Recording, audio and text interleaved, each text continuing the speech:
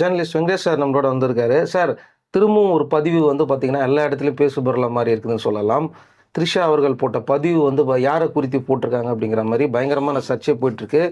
இப்போ இன்னொரு விஷயமும் பூதாகரமா வெடிச்சிருக்கு. நிஜமாவே என்ன சார் நடக்குது? இல்லைங்க, அதாவதுங்க, ஜேசன் சஞ்சய் அவர்கள் வந்து ஒரு இன்டர்வியூ ஒன்று கொடுத்தாங்க. ஸோ 10 நாளைக்கு முன்னாடி பிரபல யூடியூப் சேனல் கொடுத்தாங்க. அது வந்து டோட்டலாக தமிழ் இண்டஸ்ட்ரியை தவிர அரசியல் கட்சி தலைவர் வரைக்குமே பற்றிக்கிட்டு இருந்ததை நம்ம பார்த்தோம். அது நிறைய பேசியிருக்கோம் நம்ம. அந்த வீடியோவுக்கு பிறகு தான், அதாவது அப்பா மேலே எந்த அளவுக்கு ஒரு பாசம் வச்சுருக்கோம், குடும்பம் எந்த அளவுக்கு அப்பா மேலே வச்சுருக்கோங்கிற ஒரு விஷயத்தை வந்து கொஞ்சம் ஜேசன் சஞ்சய் வந்து சொல்லிட்டு போனார். நிறைய பேருக்கு அதிர்ச்சியாக இருந்தது. உடனே பார்த்தீங்கன்னா மறுநாளே வந்து நீங்கள் சொன்னது மாதிரி த்ரிஷா அவர்கள் வந்து அவங்களுடைய பேஜில் வந்து ஒரு போஸ்ட் ஒன்று போட்டிருந்தாங்க. அதாவது எந்த விழாவுக்கு எதுக்குமே போயிருந்தாலும் 32 நிமிஷம் மட்டும் அங்கே ரொம்ப ஹாப்பியாக ஜாலியாக இருக்க முடியும். அதற்கு பிறகு நம்ம வீட்டுக்கு தான் போகணுன்னு தோணும். இப்போ வீட்டில் இருக்கிறோட கொஞ்சம் பேசி ஃப்ரீயாக இருக்கணும்னு மைண்டு சொல்லணும் அப்படிங்கிற ஒரு பதிவு போட்டிருந்தாங்க. அதுக்கும் ஏகப்பட்ட இது, ஏன்னா இது சொன்னோன்னே இப்படி இவங்க எதுக்கு இந்த பதிவு போடுறாங்கன்னா அவங்களுக்கு நிறைய பேர் புரியல அது. பட் அவங்க மனசுக்கு என்ன தோணுதோ ஒரு போஸ்ட்டாக போட்டுடுறாங்க, அவ்வளோதான். அது அவங்களுக்கு புரியும், மற்றவங்களுக்கு புரியுதோ புரியல, பட் அவங்க புரியுது மாதிரி ஒன்று போட்டாங்க. அதற்கு பிறகு பார்த்தீங்கன்னா சில நாட்கள் கழித்து சங்கீதா அவர்கள் வந்து இந்த கடந்த 7ஆம் தேதி அன்னைக்கு செங்கல்பட்டு நீதிமன்றத்தில் வந்து விஜய் அவர்கள் வந்து எனக்கு விவாகரத்து வேணும்னு ஒரு மனுவை போட்டிருந்தாங்க. அதற்கு முன்பாக டிசம்பர் மாதம். இப்போ 7ஆம் தேதி 3வது ஹியரிங் வரும்போது தான் அவர் உடனடியாக இன்றைக்கி இந்த கேஸை நான் பேசணும் அப்படிங்கிற மாதிரி அவங்க லண்டன்லேருந்து வீடியோ கான்ஃபரன்ஸ் மூலமாக இங்கே நீதிபதி சுஜாதா அவர்கள்ட்ட வந்து பேசும்போது டேட் தள்ளி கேட்கப்படுது விஜய் சார்பாக. இல்லை, முடியாதுன்னு இன்றைக்கே பேசணும் அப்படின்றாங்க. அங்கே என்னமோ நடக்க போகுது மாதிரி ஒரு சின்ன யூகம் காலையிலேருந்து 10 மணிக்கு வேகமாக ஓடிட்டு இருந்தது. ஆனால் மத்தியானம் வச்சாங்க. எல்லாருக்குமே பேசுனதுக்கு மிகப்பெரிய ஆப்பு வச்சாங்கன்னு சொல்ல முடியும். அது சுருக்கமாக சொல்ல போனோம்னா, சங்கீதா அவர்கள் வந்து நான் கொடுத்த அந்த விவகாரத்து மனுவை வந்து நான் திரும்ப பெற்றுக்கொள்கிறேன் அப்படின்னாங்க. அது சம்மந்தமாக ஒரு கிட்டத்தட்ட 15லேருந்து 20 நிமிஷம் வரைக்குமே நீதிபதி அவர்கிட்ட வந்து வீடியோ கான்ஃபரன்ஸ் சுஜாதா அவர்கள் பேசின பார்க்கும்போது அங்கே இருக்கிற கோர்ட்டில் இருக்கிறவங்க வெளில அனுப்பிச்சிட்டு தான் அவங்க 2 பேர் மட்டும் தான் வீடியோ கான்ஃபரன்ஸ் பேசினாங்க.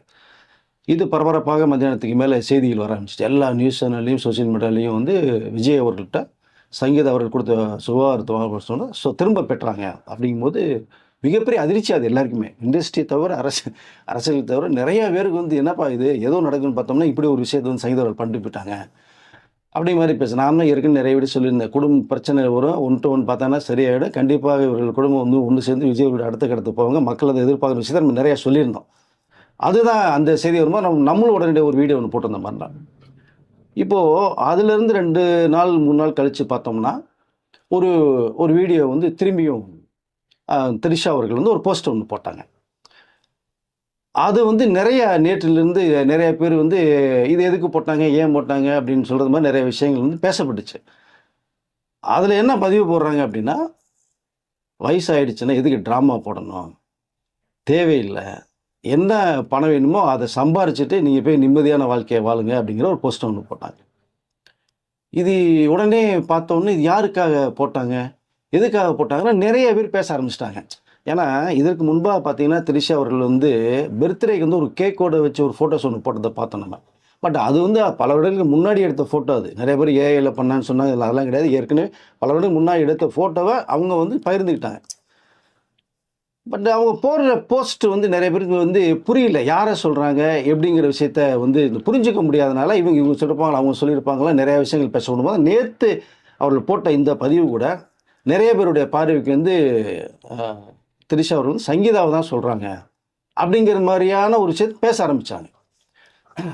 பட் நல்லா பார்த்தீங்கன்னா தெரியும், அதில் அவர்கள் போட்டதனுடைய நோக்கம் வேறு மாதிரி இருக்கிறதா நம்ம சில இதெல்லாம் விசாரிக்கும் போது அந்த ஒரு தகவல் என்ன அப்படின்னா, சமீப காலமாக த்ரிஷா அவர்களை வந்து நிறைய பேர் வந்து பேர் சொல்லியே பேச ஆரம்பிக்கிறாங்க. முக்கியமாக மற்ற அரசியல் கட்சியினுடைய அது நிர்வாகிகள் நிறைய பேர், முன்னாள் அமைச்சர்கள், எம்எல்ஏக்கள் அப்படின்னு பார்த்தா நிறைய பேர் பேச ஆரம்பிச்சு. அதுக்கும் இதற்கு என்ன சம்பந்தம்னே தெரியல. ஒரு நட்பு இருக்குது, சினிமாவில் ஒன்றா நடித்தவங்க அவ்வளோதான். பட் ஒரு விழாவுக்கு ஒன்றா வந்தாங்க, அது வந்து 2 பேர் நடிச்சிருக்கான்ற அந்த ஒரு கணத்தில் பார்க்கப்பட்டு அது வந்து அதை கடந்து போயாச்சு. ஆனால் குறிப்பிட்டு வந்து இவர்களே நோக்கி போட விடும்போது ஆட்டோமேட்டிக்காக ஒரு மனிதனுக்கு கோபம் வரும். இப்படி தான் மன்சூர் அலிகான்லாம் பேசும்போதெல்லாம் உடனடியாக ஒரு பதிவை போட்டாங்க. பார்த்திபன் ஒரு விஷயத்தை பேசும்போது பார்த்தோம்னா, அதாவது குந்தவை பேசாமல் குந்தை வச்சுட்டு இருந்தால் பரவாயில்ல, ஒரு விஷயத்தை ஒன்று பேசும்போது அதுக்கு ஒரு பதிவு போட்டாங்க. எதுக்கு வந்து எக்ஸாம்பிள் எடுக்கிறாங்கன்னு எனக்கும் புரியல. அவங்க பொண்ணு தான், என்ன தான் அந்த மனசு ஃபீல் பண்ணும் இல்லையா? அப்படியே ஒரு விஷயத்தை போடும்போது பார்த்தோம்னா இந்த பதிவு போடும்போது யாருக்காக போட்டாங்க, சங்கீதா அவர்களுக்கு தான் போட்டாங்க. மறைமுகமாக போடுறாங்க, பேர் சொல்லாமல் போகிறாங்க. அப்படிங்கிற மாதிரி பேசப்படுது. ஸோ உடனடியாக இன்னொரு போஸ்ட் ஒன்று போடுறாங்க. அதில் என்னென்னா, நாம் நினச்ச வாழ்க்கையை, இந்த கடவுள் கொடுத்த வாழ்க்கையை ரொம்ப சந்தோஷமாக வாழ்ந்துட்டு போன விஷயம் இருக்கிற மாதிரி அந்த ஒரு பதிவை ஒன்று போடுறாங்க. அது எதுக்கு போட்டாங்க அப்படிங்கிற மாதிரி அது ஒன்று வருது. அவங்க மனசில் யாருக்கோ ஒருத்தர் குறிப்பிட்ட ஒன்று போடுறாங்க. ஆனால் இங்கே கரெக்டாக சில நிகழ்ச்சி நடக்கிறதுக்கு வந்து ஒரு நாளைக்கு பின்னாடி வரும்போது இதனுடைய பார்வை திரும்புது எல்லாருக்குமே. இதை நோக்கி தான் போடுறாங்க, அந்த போஸ்ட்டை போடுறாங்க அப்படின்ட்டு. பட் அது வந்து நம்ம விசாரிக்கும் போது என்ன ஒரு தகவல் வருது அப்படின்னா, நம்ம ஏற்கனவே சொன்னோம் இல்லையா, இப்போ நிறைய அரசியல் கட்சிலாம் வந்து தேவையில்லாமல் திரிஷா பேர் எடுத்துகிட்டு இருக்காங்க, வெளிப்படையாக பேச ஆரம்பிக்கிறாங்க அப்படின்னு. அப்படி தான் முன்னாள் வந்து அதிமுகவுடைய முன்னாள் அமைச்சர் அவர், இப்போ எம்எல்ஏவா கூட இல்லை, இப்போ அவர் தோத்துட்டாங்க. அவர் பேசும்போது நிறைய அதில் வந்து தமிழக முதலமைச்சர் சிஎம் அவர்களை வந்து இந்த ஒருமையில் வார்த்தையில் பேசுகிறத நம்ம நிறைய பார்க்க முடியுது. நிறைய எம்எல்ஏக்கள் லாஸ்ட் இது கூட தூத்துக்குடியில் ஒரு எம்எல்ஏ பார்த்தோம்னா சட்டசபையில் வந்து எலும்பு உடைப்பாங்க அது மாதிரி பேசப்பட்டது. அதெல்லாம் வரம்பு மீறிய ஒரு பேச்சாக தான் எல்லாருமே பார்த்து நடவடிக்கை எடுக்கப்பட்டுச்சு. பட் எதற்காக உரிமையில் பேசுகிறாங்க, ஏன் அது ரொம்ப மட்டமாக பேசுகிறாங்கன்னு ஒன்றுமே புரியல. அதிமுக சேர்ந்த அந்த அமைச்சருக்கு முன்னாள் அமைச்சர் கூட போகும்போது இப்போ அவர் என்னென்னா தோத்துட்டாருன்ற அந்த ஒரு ஆதங்கம் என்ன பண்ணுறதுனே தெரியல. தினம் வீடியோ போட்டுக்கிட்டே இருக்காரு. நான் அண்டா கொடுத்தேன், குண்டா கொடுத்தேன், நிறையா பண்ணேன், எனக்கு ஓட்டு போடாமல் விசிலுக்கு ஓட்டு போட்டாங்க அப்படிங்கும்போதுலாம் ஒரு விஷயம் மக்கள்கிட்ட போய் நீங்கள் நியாயமான முறையில் ஓட்டு கேட்டுட்டு பண்ணுறதுன்றது அது சரியாக இருக்கும், சட்டப்படி சரி. இதை நீங்கள் வந்து ஒருத்தர் கொடுத்து ஓட்டு கேட்டேன் அப்படிங்கிறதே அது மிகப்பெரியவே வந்து ஒரு தவறான ஒரு விஷயம். அது வெளிப்படையாக அவர் வந்து மேடையில் பேசுகிறாங்கும் போது அதை தொடர்ந்து பார்த்தீங்கன்னா இந்த ஒரு 2-3 மாத காலமாகவே விஜய் அவர்கள் ஆட்சி அமைச்ச பிறகு, தமிழக முதலமைச்சரை ஏற்ற பிறகு பார்த்தா நிறையா வீடியோக்கள் போட்டே இருக்காரு. அது அவருடைய கட்சியின் வேலையே வந்து மற்றவர்கள் யாருமே அவ்வளோ பேசுறது இல்லை. குறிப்பாக கட்சிக்குள்ளே சில பிரச்சனைகள் இருக்குது, தலைமை சரியில்லைன்னு சொல்லி தான் விலையை வந்து நம்ம பார்க்க முடியுது. இவர் பர்டிகுலராக பார்த்தீங்கன்னா டிவிகே ஆட்சியும் சிஎம் விஜய் அவர்களையும் மட்டுமே வந்து குறிப்பிட்டு பேச நம்ம பார்க்க முடியுது.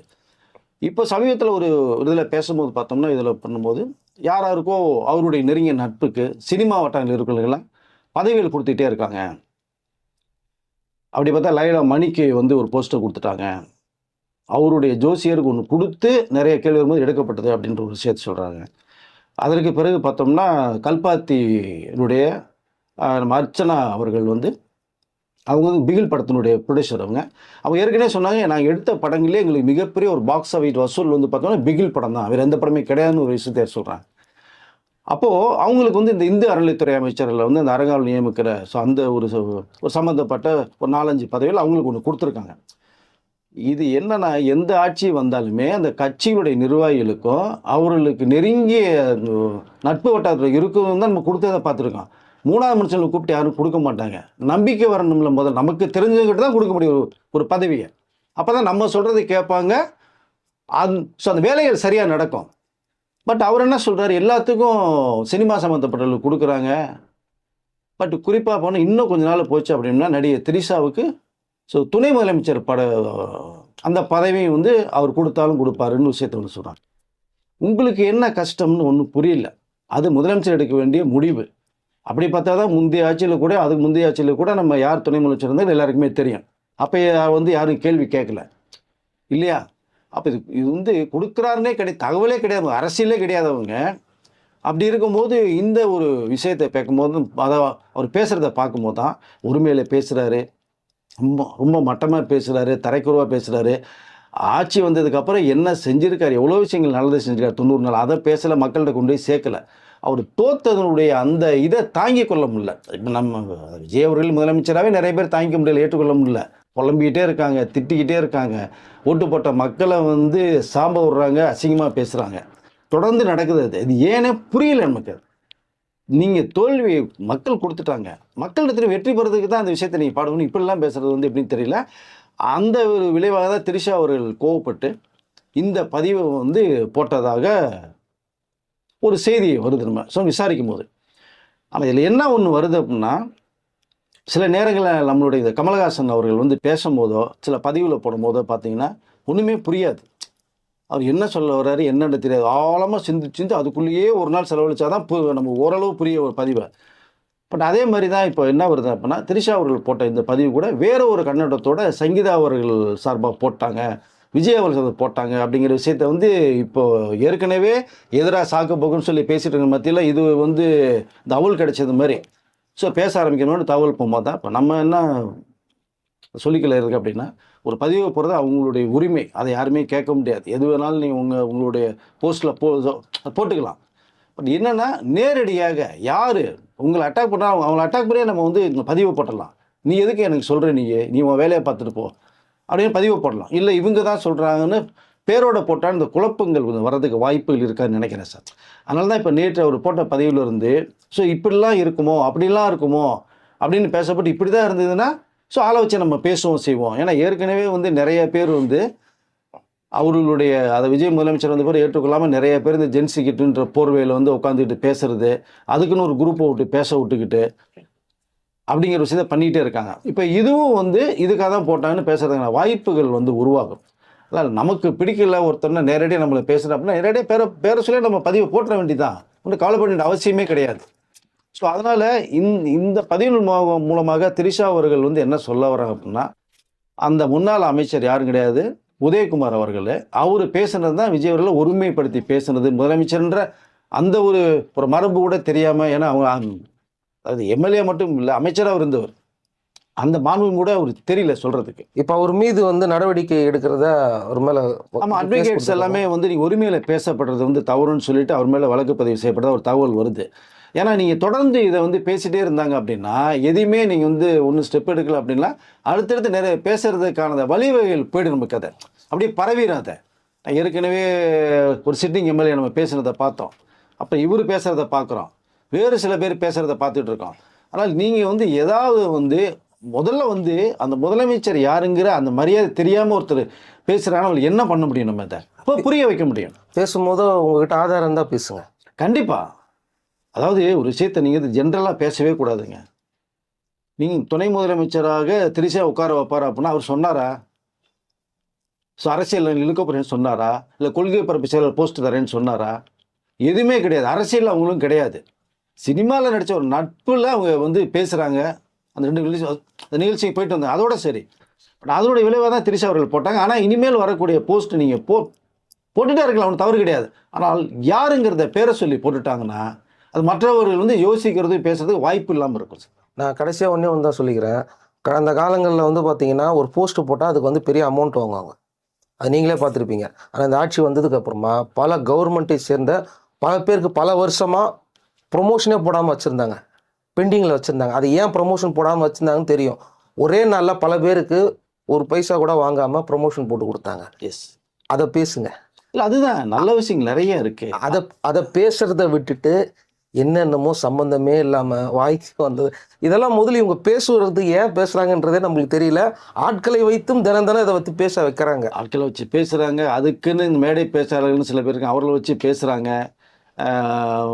அது என்ன சொல்றதுனே புரியல. இவர்கள் வந்து அமைச்சராக இருந்தவரும் இப்படி பேசுகிறவங்க தான் கொடுமையாக இருக்குது. இதனால தான் மக்கள் முகம் சுழிச்சு இவங்களுக்கு ஓட்டு போடலை. இந்த மாதிரி தரக்குறைவாக பேசின ஒரு காரணத்துக்காக தான் மக்கள் முகம் சுழித்து போடலை. ஏன் எங்களுக்கு ஓட்டு போடலன்னு கேட்டிங்களா? இதுதான் காரணம். கண்டிப்பாக மக்கள் பார்த்துட்டு இருக்காங்க, அவங்களுக்கு தெரியுங்க. நீ ஒருமைப்படுத்தி பேசும்போது அசிங்கமாக பேசும்போது வந்து மக்கள் ஏற்றுக்கொள்ள மாட்டேங்க. இதுவும் பெரிய மைனஸில் தான் போகுதுங்கிற விஷயத்தை அவங்க புரிஞ்சுக்க மாட்டேங்கிறாங்க. ஓகே சார், அடுத்த வீடியோவில் நம்ம பார்க்கலாம். இப்போ இந்த ஆக்ஷன் வேறு எடுக்க போகிறோன்னு சொல்லிட்டு இருக்காங்க. இது வந்து அப்படியே தொடர்ந்து ஒருத்தர் அப்படியே மாற்றி அது வந்து பேசி ஒரு மாதிரி என்ன சொல்கிறது, ஒரு பேட் கல்ச்சர் மாதிரி இதை உருவாக்கிட்டு இருக்காங்கிறது கூடாதுன்னு சொல்ல வரேன் சார். க்ளீனாக தெரியுது. இதுக்கு முன்னாடி எந்த சிஎம்யும் யாரும் இப்படி பேசினதில்லை, அதையும் இங்கே கீழே போட்டு. கடந்த ஆட்சியிலையும் சரி முன்னாள் ஆட்சியிலையும் யாரை பற்றி பேசலை. ஆனால் 60 வருடத்துக்கு பிறகு ஒரு மாற்றத்தை ஏற்படுத்தி நீ விஜய் அவர்கள் வந்து முதலமைச்சராக உட்கார்ந்துருக்கிறதுனால அதை ஏற்றுக்கொள்ளாத மனசு இல்லை. அதன் விளைவாக ரொம்ப உரிமையில் பேசுகிறாங்க. அது மிகப்பெரிய ஒரு தவறான ஒரு விஷயம்தான். அவர்களுக்கும் அது தெரியும், தெரிஞ்சே தான் பேசுகிறாங்க. அது இனிமேல் கூடாதுங்கிறத சொல்லிக்கல வருமானம் சார். அடுத்த வீடியோவில் சந்திக்கலாம். அந்த பதிவு பற்றியும் அந்த அமைச்சர் போட்ட அந்த மோசமான பதிவு பற்றியும் கமெண்ட் செக்ஷனில் சொல்லுங்கள். நன்றி சார். நன்றி சார்.